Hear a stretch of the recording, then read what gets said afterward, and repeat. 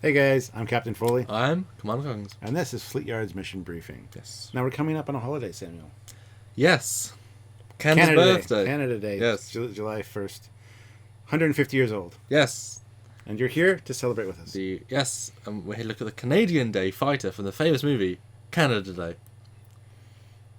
Close. Close. Very close, actually. Right after Canada Day is this thing in the States called Independence Day. And there's a movie called Independence Day. And this fighter is called The Independence Day Fighter. There we go. Well, not really. It's, Not the, really, alien. yeah. It's the Alien Fighter. That's what we called it. Anyway, guys, welcome back to Fleetyards. Yes. As usual, we're going to take a look at a ship from the multiverse of sci-fi universes, movies, television programs, everything that's out there.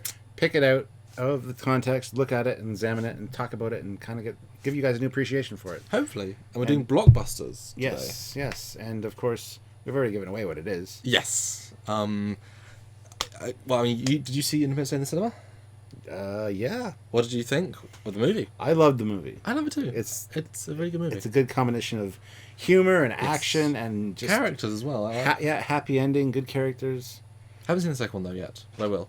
Second one, Not as good, I hear, but I still want to see it. Yeah, it's worth seeing. But now the great thing about Independence Day is that it is about the humans, but the aliens, cool design. The mothership, it's the definition of a mothership. It's the classic. This, however, this has always stood out to me. So Stuart, do you remember the first reactions of this, or if not, what do you think now of the Independence Day fighter? I think my first impression was it's very similar. It looks very similar to like a tick or a bed bug. It looks something. That's great. It looks something looks like something that just sends willies down your spine, just like ugh. That is great. Some instinctual thing about it just doesn't look right. Looks like it's got pincers on the front. Add some legs to it, and it could be anything crawling around in your room. Ugh. But anyway, cool design, cool alien design. I think you just summarised it perfectly, and I hadn't even considered any of that. So wow, this is why we do Fleetyards, because we have some occasions where good ideas. I know this is one of the things that, especially with the underwing guns, this always reminded me sort of the Death Glider of one of the Babylon 5 ships. Kind of like they all have a similar feel, if not similar design. There's some sort of familiar aspects. This one is a good design. It's alien.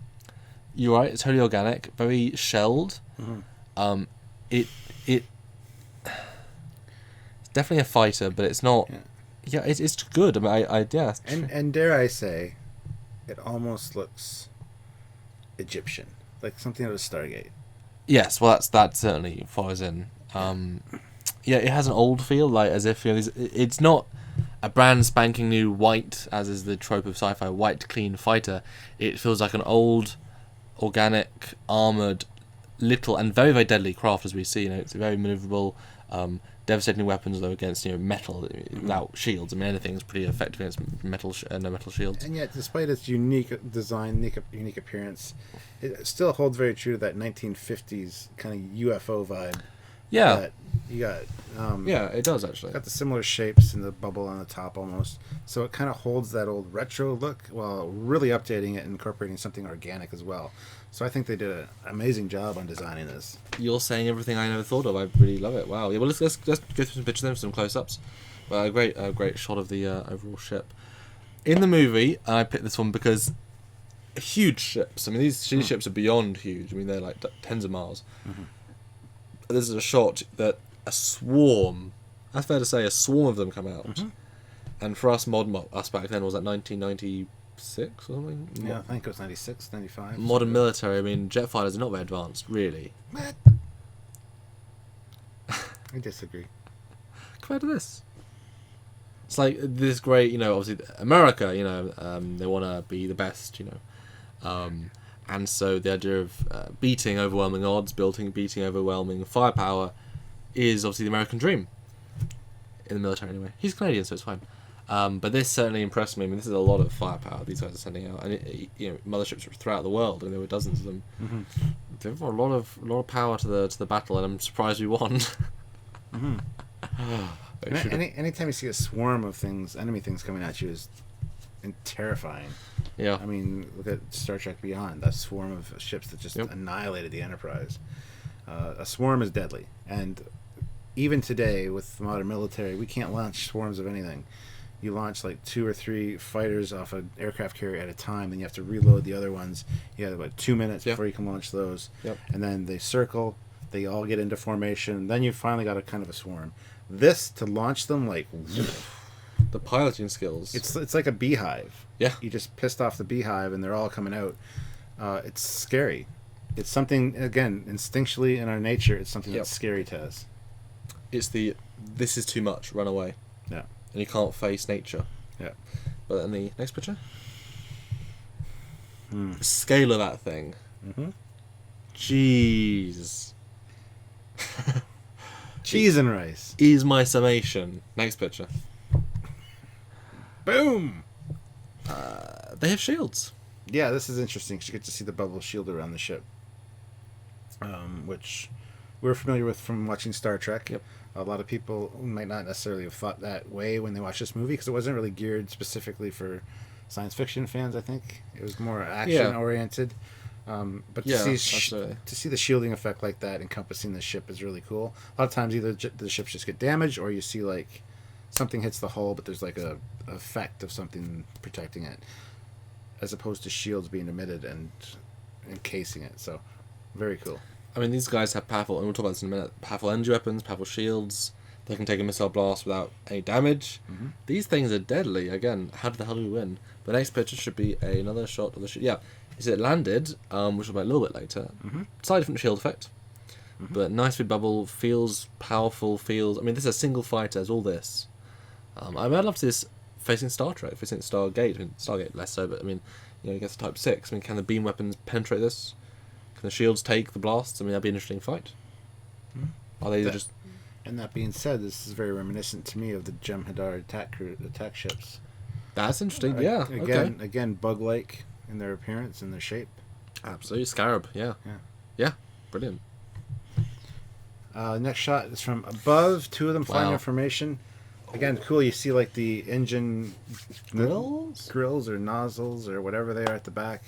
You get a feel for what's what on the ship. You got the weapons at the front, and again, very aggressive looking with those pincers. Just almost like it actually looks like a head of an ant. The whole thing. Oh, it does. Wow, yeah. Yeah. And a Scarab, as you said before. I mean, this is it's a very simple design, but I think stronger than the sum of its parts. I would agree. Yeah. It comes together really well. And this is a great shot because you really get to see it. The movie sort of has these moments, but for the most part, they're so blurry that... Yeah, just fleeting little glances of it. Yeah. So And then obviously the end movie, the end part movie where you see it. It's a nice thing. It's like, it's this deadly force and we get one. Or I've already had one for a while. Which is a nice little reveal. So this shot is it from the front. And this goes back. This actually reminds me of a Cylon Raider from the original BSG. Yes, absolutely. You got the window in the front. There's only 2 pilots instead of 3. There should be 3 if they're Cylons. But undermounted kind of disruptor guns or whatever. It almost looks like a face in that middle part. So yes, wow. Again, it goes back to that whole. It gives you the willies just looking at it, like it's something you wouldn't want to see on your pillow creeping up to you at night. And having it glowing eyes gives it a real, I don't know, coming to get you. It works on multiple levels, this ship. Yeah. It's certainly crafted, and yeah, those beams, I mean, if you go to the next picture, I think it shows their destructive, well, okay, that's a beam in the next picture. Or not? Okay, well, fair enough. But close with this same bit. Yeah, bridge module, a lot of detail. I wonder how big the physical miniature was to get all this beautiful detail. Because it feels small, actually, considering. Yeah, I'd say probably 3 feet, maybe more. Yeah, maybe. It's cool. Good question. Going to the next one, it's a shot of the interior and the display. I always like the multiple displays, but just the streak lines on it don't make sense to me. There's no like visual information. I mean, it could be to an alien, of course. Well, think of it like the Matrix. Ooh, wow, that's a good idea. Never thought about that before. It's just data, you know, you have to interpret it. Okay, I thought it was maybe because it was kind of damaged from following them. It's like static. Maybe. I don't That too. But it's fun they threw in this, you know, inside the shot of the alien. They didn't have to do that. It's nice. It's nice they suddenly could throw it in. Physical miniature, I believe. Yeah. You get to see the real texture detail. Yeah, this is a bug. This is a gross bug. It's got lots of different colour. A lot of different colour variations actually. Mm-hmm. It's sort of warm, but not fully. It's got like a leathery skin in places. Yeah. Um, Looks like it's got cracked windows too. Yeah, it's neat seeing the physical models for sure. All right, so here's the one that we've captured. And how was that in the movie when you suddenly see it's the one we have? I thought it was kind of like, whatever. I mean, this was from the 50s, right? Roswell, yeah. So they haven't advanced at all since the 50s because the new ones are exactly the same. That kind of bothered me a little because the advancement we've done in that amount of time is tremendous. And the fact that this thing powers up now just because there's a mothership nearby, I find it a little odd. A little Hollywoody. A little too contrived and convenient, yeah. We'll just say this. Roland Emmerich is the man that did this. And shame on you. Do you see a Stargate behind the ship? Oh yeah, it looks like Stargate Control. It looks like Stargate Command. He did it again. You did it again, dude. Please do it again and again. It's great. Yeah, such a Stargate shot. Yeah, it absolutely is. I never even considered that before, yeah, but you're right. And this could absolutely be a ship from Stargate. I mean, any number of races, it would look really good. It's a little bit simple for that, I think. In terms of integration shapes, they like to have protruding things, the wings, death glides, and such. This is a bit more integrated than you tend to see, but as like a bug species to come out of the woodwork, would be great. Yeah, a termite species. Yeah. Nice picture. He said it. I did. Termite. I'm funny. Kind of look like termite pincers. Yeah. They built a real version as well. This impressed me. This is not CG. This is very, again, physical miniature. I mean, what do you think? This is the real detail of the ship. Very alien, very hide-like. Either a hide, like you said, leather before, or like a beetle shell. Yes. And then it's almost got some... looks like bone structure, some exoskeleton stuff going on. So again, everything about it is just creepy and intimidating, and not what we're used to, and that works beautifully for such an alien design. So it's also nice to see this full version because you can see it is armor, but there's so much going on underneath. It is very much a, the soft squishy underneath, with the armor above it. And I can imagine if you took that away, it'd all be pipes, it'll be functional stuff. It's like they're not that advanced to not need the greeblies and the nurnies, but put the armor on, it all integrates very nicely. And I love the bone idea. Yeah, it gives you that sense of not a living creature per se, but certainly that style. And I'm just very sad for the gentleman that's going to die. This guy down in the right, he's wearing a red shirt. He's going to die from something. You served your country well. Next. Alright, so here's some details of the front. And there's got that thing sticking up at the side. I don't know what...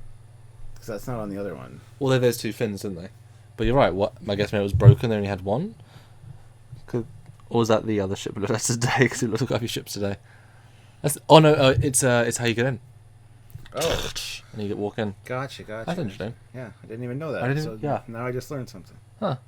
So I didn't want to dwell on this version of the ship because they have modified it over 50 years. Like you've got the pin striping with the yellow and red and other things. So I don't want to focus on this one per se. But I mean, we'll probably zoom in and you can see a lot more detail. But it's it's a very organic, very. This thing wants to kill ya. Well, the thing inside it wants to kill you. The thing inside wants to kill ya. Spaceships don't kill people. Aliens inside spaceships kill people. Life lesson, guys. Life lesson. Absolutely. Next is Bill Pullman. Made an awesome president. And, he was in the second one, too. Well, that's not what we're looking at, is it? No, I want to highlight, again, you get a real sense of the texture of this hull, really, and not a little bit... I mean, it's just... They put so much detail into this prop. You don't have to get this close to things like this. I just thought it was interesting to show the audience. Mm-hmm. Against a painted like styrofoam or wood or something, it looks really good. It looks space worn for sure.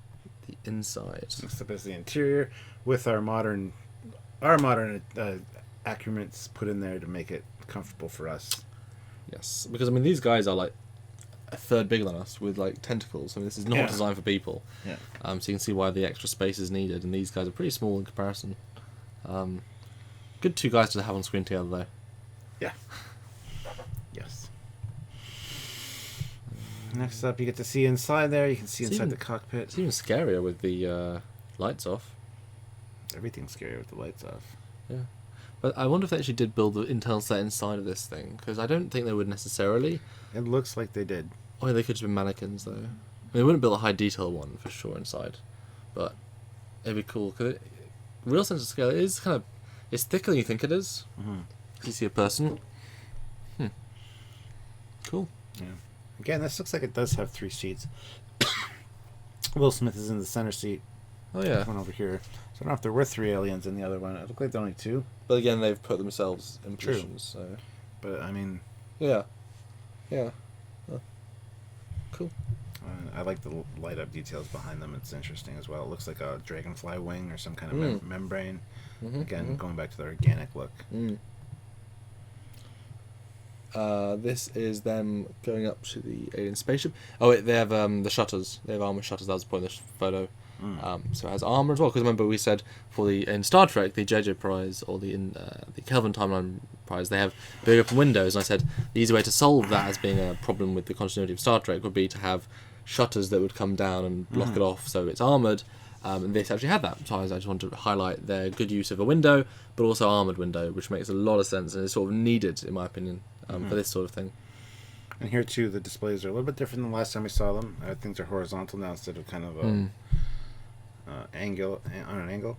And there's also some green things back here that show that these might be working better than the other one. But still, it's very odd, very alien, which I like. Okay, so the next shot is the control arms, the yokes, designed for the much bigger hand of the alien. You can even see almost like fingerprint readers on the top there. Yeah. Huge. Yeah, it just gives you a sense of scale when compared to. Because, honestly, that's one of the things about this movie. It's amazing we can fly the ship, work the ship, and transmit a virus on Windows 98 into a alien mothership effortlessly. The ingenuity of the Americans. Because the whole movie was about America. Independence Day. Yes. And beating all aliens. The countries around the world are, the Americans have found a way to destroy them. Of course they have, because they're American and we love America. We're not complaining, we love America too. Yeah. Nice picture. America. Bleep, yeah. Bleepy bleep him. Bleep, bleep, bleep. Coming again to save the mother bleeping day, yeah. Alright, so here it is on board the mothership, docking. Docks very much like a TIE fighter with the 2 clamps. Clap to the mohawk, because it's got a mohawk on top of the ship. What do you think of the aft detail? Because this is a nice close-up. Very skeleton-esque. I was thinking bones. Yep, yeah, absolutely. Like an exoskeleton again of a beetle or something.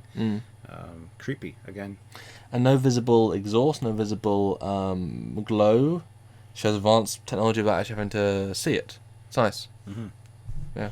And don't you think that the sensors of the mothership would have noticed that there were improvements and changes and adaptations that made this ship is our oldest ship by 40 years. Yeah. Why is it? Yeah. Why are they using Alien 95? We use Alien XP. It's so old. Alien Vista. Yeah. Oh, no, they skipped Vista. They knew to skip. Oh. And this is a little tease for the mothership. Yeah. The mother. With the big pointy things and that. Again, that looks very beetle-like. Yeah. There's that hard outer shell, and then these fangs or something evil coming down. Absolutely. Yeah, it's a really. They had a good design aesthetic for this movie. Yeah. Absolutely. Again, it's a movie that I also think, just like the ship, is stronger than some of its parts as well. It all comes together. And I'd want to go back to the first picture, the 3/4. So yeah, I'm not going to say iconic, but I think a really great design of a movie that I think most of us really enjoy. And when you look at it, there's more to it than meets the eye. It's a transformer. Well, you can see the differences though. As soon as the film miniature, you can see that in the film miniature, the space between the armor is very 2D. In the real, full life version, there's so much more going on there. Which is why it's important to look at all the different versions, because there is styles to this ship. Yeah. Yeah, closing thoughts, Stuart. Fantastic design. Like I said, it ties in the 1950s UFO look with something very modern and organic, which makes it creepy as hell. You know, you got the bed bug, ant pincers, and you got the shell like a beetle. Something that kind of creeps most people out. So naturally, just looking at it, we're like intimidated or scared by it, which is a great advantage to have on an enemy. So I think the design style that they did was really cool, and I dig it. My real question is there anything wrong with the design? That's what I'm trying to think. Or does it just work? To me, it just works. I think it just works. And that's pretty rare for Fleetyards. We don't tend to do a glowing pass grip. I think this works. I think it is a simple yet layered design that... Did it come back in the second one? Is it the same? I'm not going to tell you Okay. if you haven't seen it. Well, okay. Good. Sort of. Good. Kind of. So brilliant, yeah. Thank you for tuning in to Fleetyards Mission Briefing this week. Another classic science fiction movie looked at, and we'll look at some more interesting and diverse and one-off ships in the future as well. So Stuart, if you want to support the show, you can I can share. write scripts. I can do research. I can Okay. film. He does enough. If you want to support this show, so we do this extra so many times. We always make it a little bit different. Then please support us a couple of ways. You can share the video to anyone you think fans would enjoy it. You can give a one-time donation at trekyards.com, click the donate button, or a Patreon, which is a monthly donation scheme. It lets you support the show on a monthly basis, kind of like a Netflix or a Hulu or Amazon Prime. You get all our content for free, but if you think we do great content and you want to support this content and help us to guarantee more content and also cool trips and extra bonus things, then help us have the funds to budget that in. We're going to Trekyards or Fleetyards, or Patreon/Trekyards, and support what you can. So thank you so much. All that stuff is in the description below, guys. Yes. Links to trekyards.com and to the Patreon. But don't forget to like the video. Yes. Click the like button. And if the subscribe button is red right now, that means you're not subscribed. What's wrong with you? Click that thing, gray it out. Make sure that you're subscribed so you're getting all the regular content. And the bell notification? Yeah, there's a little bell notification there too. If you click that, it will really get annoying because every day we release content, and it'll notify you that we're releasing content. So you won't miss anything. You won't be behind the times. Click it now. Click it right now. Click it or tick it. It's funny. Anyway, I'm trying to think of a really good Independence Day joke to go out on, but I can't. May the 4th be with you. I don't know. July the 4th be with you. I don't know. He's leaving on July 3rd, so the day before. He gets to be here for Canada Day, but not Independence Day. I think Independence Day is the 4th. I don't look like an idiot. It's 4th. Is it? I'll be flying. Yeah. I'm flying from Toronto, so I won't even be anywhere near America really. I'll be in the middle of the ocean on Independence Day, so I will independently scream Independence Day, and everyone will be like, "No, go away." Anyway, guys, this has been Fleetyards Mission Briefing. I'm Captain Foley. I am Commander Coggins. Two people that don't celebrate Independence Day, with an awful extra to our video, teaching you all about Independence Day ships. Bye, guys. Bye, everybody.